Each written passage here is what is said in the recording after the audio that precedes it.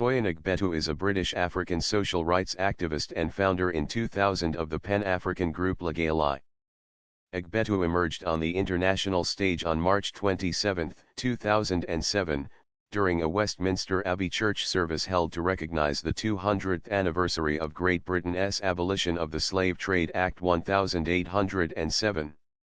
Queen Elizabeth II was in attendance at the commemorative event, which marked the British government's decision to end the Atlantic slave trade, although slavery in British colonies would continue until 1834. In a dramatic display, Agbetu slipped past security guards at the 2007 service and strode into the open area in front of the church altar, standing 3 meters away from the Queen and shouting that the service was an insult to those of African heritage. In subsequent interviews he called the service a self-congratulatory exercise for those who promote oppression and those who continue to prevent the social and intellectual freedom of oppressed peoples. I want all the Christians who are Africans to walk out of here with me. He was wrestled to the floor by security guards and removed from the church. The Crown Prosecution Service advised that no charges be brought against him. Agbetu himself later explained in The Guardian what happened from his perspective. I was moved to make a collective voice heard at the commemorative ritual of appeasement and self-approval marking the bicentenary of the British Parliamentary Act to abolish what they disingenuously refer to as a slave trade. The Wilberforce abolition commemoration has eradicated any mention of resistance, rebellion, and revolution instigated by millions of African people.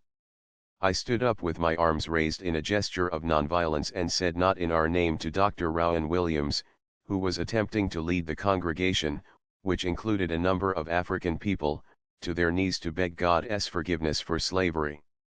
I went to the Queen and said that in the history of the Mafa, the British are the Nazis, but where the Germans had the humanity and humility to apologize and make reparations for the Holocaust, she, in not doing so, shames not only herself but her nation. I then turned to Tony Blair and told him he ought to feel ashamed for his behavior. The rest of what I said was directed to the members of my own community who were present.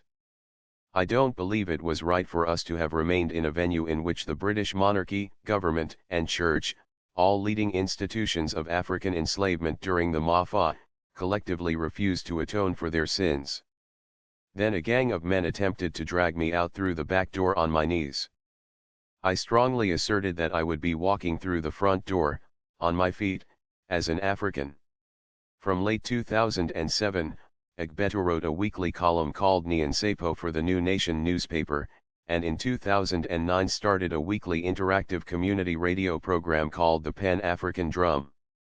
He is also the author of publications that include Equally, A Political and Spiritual Basis for Pan-Africanism, 2010, Revoetry, Poems from an African-British Perspective, 2010, and the Manual, The Rules for Men, 2002.